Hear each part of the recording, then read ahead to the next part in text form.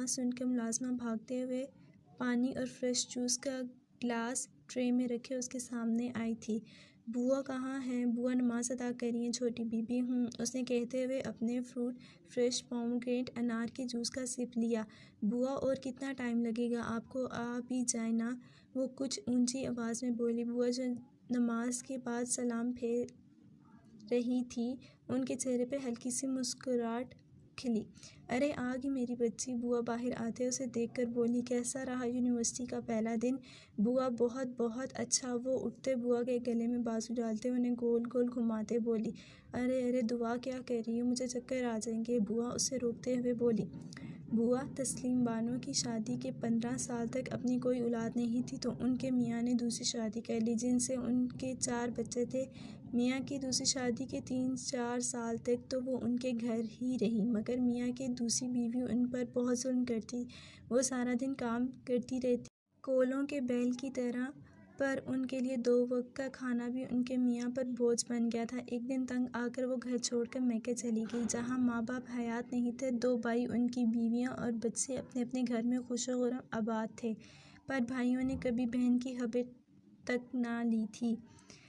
उन्हें अभी 2 दिन भी ना हुए थे आए हुए कि एक भाभी दूसरे से कह रही थी कि ये मनहूस कमबख्त कहाँ से आ गई, अपने खर्चे क्या कम थे जो अब इसको भी अपने घर बिठा लिया है। बड़ी भाभी अपने मैया का नाम लेते बोली, 2 वक्त की रोटी ही खानी थी ना तो वहाँ ही किसी कोने में पड़ी रहती, हमारे सीनों पर क्यों मूंग दलने आ गई है। उनकी भाभी ने ना उनकी उम्र का लिहाज रखा था, ना उनके गम का जो उन पर टूटा था। इस उम्र में अपना घर छोड़ा, जिस घर को उन्होंने बड़ी मेहनत से बनाया था। उनकी बातें उनके दिल पर वार कर रही थी और वो भी उन्हें न जाने क्या कह रही थी।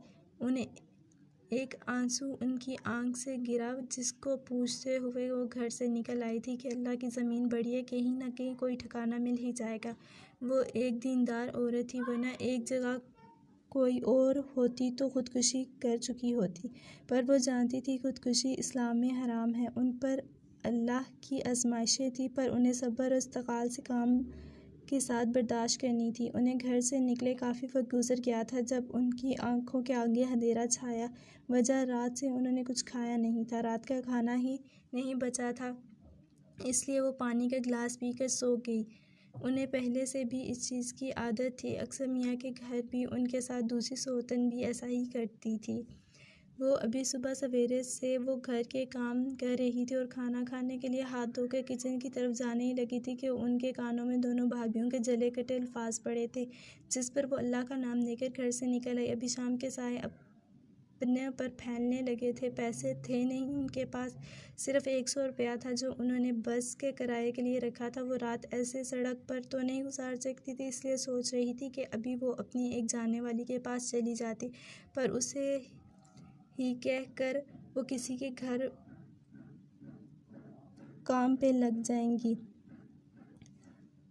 उनके जाने वाले लाहौर शहर से बाहर एक गांव बरकी जहाँ जाने में करीब 40 मिनट 1 घंटे का वक्त सर्फ होता है, वहाँ रहती थी। तस्लीम बेगम अपने ही ध्यान में चल रही थी जब एकदम उन्हें चक्कर सा आया और वो सड़क पर जा गिरी।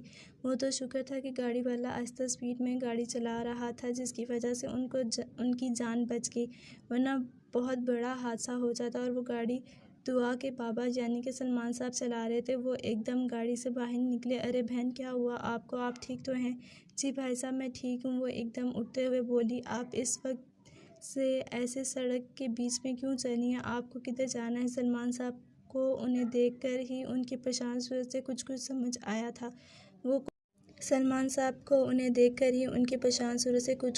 आया था। वो कोई बेआसरा गमों की मारी ही लग रही थी, वरना कौन औरत तन्हा ऐसे रात को सड़क पर चलेंगी? अगर कहें तो मैं आपको छोड़ देता हूँ। नहीं, मुझे कहीं नहीं जाना। वो डरते हुए पीछे हुई। घबराहट और डर की वजह से उनका पाँव एकदम फिर से लड़खड़ा और वो दोबारा नीचे गिर गई। उनका सब बहुत ज़ोर से टकराया तो वो शुक्र था कि वो इतने ज़ोर से टकराने के बाद भी होश में थी। सलमान साहब समझ गए थे कि वो ज़रूर किसी मुश्किल में है। जिस तरह से वो घबराई और डरी हुई थी, वो कोई ज़रूरतमंद औरत ही लग रही थी। बहन, आप मुझ पर यकीन करें, मैं खुद एक बेटी का बाप हूँ। मैं आपकी टेंशन घबराहट समझता हूँ, आप मेरे साथ चलें। आपका इस तरह सड़क पर चलना ठीक नहीं है। मैं ठीक हूँ बहन जी,